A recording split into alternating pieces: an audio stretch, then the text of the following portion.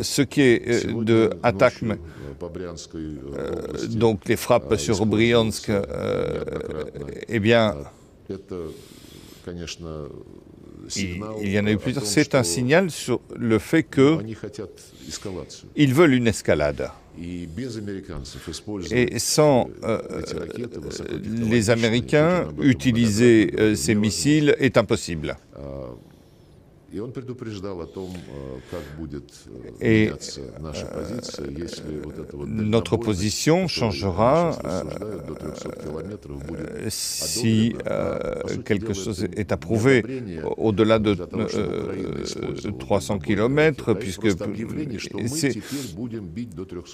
ils disent maintenant, voilà, nous allons frapper au-delà de 300 km. Nous avons mis d'accord avec la SAA, nous avons été aussi d'accord sur la déclaration finale de G20 de l'an dernier qui s'était tenue à New Delhi, et les pays occidentaux ont bien évidemment tenté d'ukrainiser le contenu de cette déclaration. Ils n'ont pas réussi parce que les pays de la majorité mondiale du Sud n'ont pas permis cela, et nos collègues des pays émergents ont insisté pour que le texte final soit dédié aux questions des conflits qui aujourd'hui se maintiennent sur notre globe. C'est très imprudent de la part du gouvernement ukrainien d'attaquer avec ce genre d'armes sur le territoire russe. Parce que la doctrine russe est très claire, si la Rodina est attaquée, il y aura une riposte. Bon, là, si les Ukrainiens continuent ce genre de provocation, bon, fort heureusement, vous l'avez souligné, 5 des 6 missiles ont été interceptés. Mais si le gouvernement ukrainien continue dans cette course au désespoir d'attaquer le territoire russe, il ne faudra pas après qu'ils se plaignent. Hein. Et donc je pense que tout cela est une provocation de dernière minute pour les quelques jours qui restent à l'administration Biden à gouverner les États-Unis, pour essayer de peser un peu sur les négociations qui auront cours à partir du mois de janvier. Donc, je suis... Bon, évidemment, c'est épouvantable hein, pour les populations qui reçoivent ces missiles, mais je crois que le gouvernement de Kiev est en train de jouer ses dernières cartes pour pouvoir donner l'impression qu'il est en mesure de négocier quoi que ce soit. Mais la doctrine russe ayant été publiquement annoncée à l'ensemble du monde, il n'est pas du tout évident que quiconque se mette derrière le gouvernement corrompu de Kiev. Donc c'est une manœuvre sordide, malheureuse, de pression pour des négociations à venir.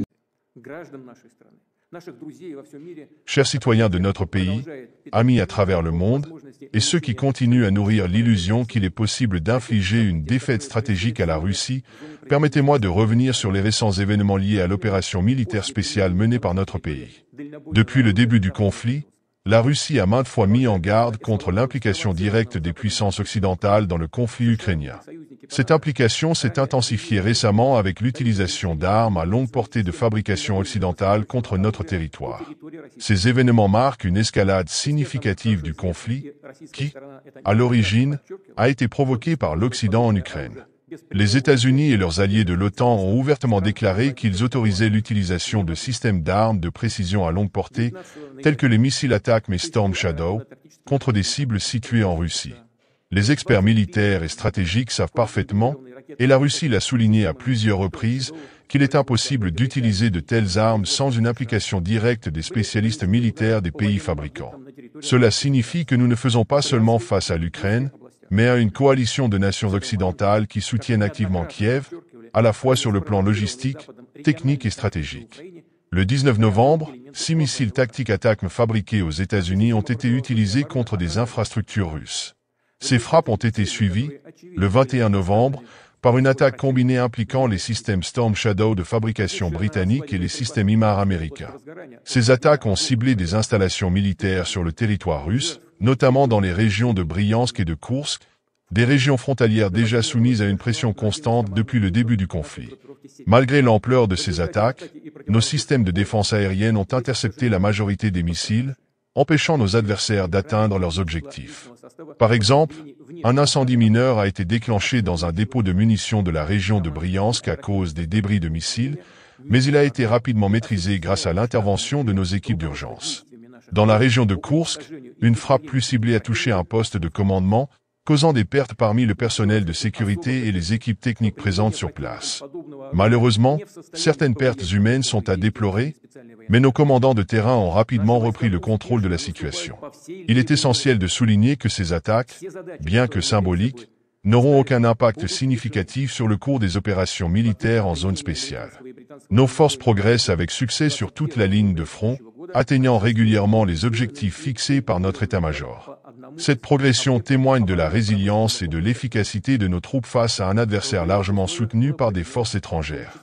En réponse à l'utilisation d'armes américaines et britanniques, les forces armées russes ont mené une frappe combinée contre une installation clé du complexe industriel de défense ukrainien le 21 novembre. Cette frappe a été l'occasion de tester une nouvelle génération de missiles balistiques russes à moyenne portée, équipés d'une charge hypersonique non nucléaire. Ce test, baptisé Oreshnik, a été un succès, avec la destruction d'un complexe industriel majeur situé à Dnipro. Ce complexe, connu depuis l'époque soviétique, joue un rôle crucial dans la production de matériel militaire pour l'Ukraine. Le développement de missiles à moyenne et courte portée par la Russie s'inscrit dans une logique de réponse au plan des États-Unis visant à déployer ses armes en Europe et dans la région Asie-Pacifique. Nous considérons que les États-Unis ont commis une grave erreur en se retirant unilatéralement en 2019 du traité sur les forces nucléaires à portée intermédiaire, INF, un accord qui garantissait une certaine stabilité stratégique entre nos nations. Aujourd'hui, les États-Unis non seulement produisent de tels armements, mais ils préparent activement leur déploiement mondial. Nous observons également qu'ils mènent des exercices réguliers impliquant ces systèmes, ce qui témoigne de leur volonté de militariser davantage les régions déjà sous tension. En réponse, la Russie a pris des mesures pour renforcer sa capacité de dissuasion, notamment en modernisant son arsenal balistique et en développant des systèmes capables de répondre efficacement à toute menace. Nous rappelons que la Russie, de manière unilatérale, s'était engagée à ne pas déployer ces types de missiles tant que des systèmes américains similaires n'apparaîtraient pas ailleurs dans le monde. Toutefois, les actions récentes de l'OTAN et de ses alliés nous obligent à réviser cette position. Les récents tests de notre système de missiles en conditions réelles sont une réponse directe aux actions agressives de l'OTAN envers la Russie. Il est important de noter que la Russie, contrairement à ce que certains voudraient faire croire, reste attachée à la résolution pacifique des conflits. Nous avons toujours privilégié les moyens diplomatiques et nous restons ouverts à cette voie.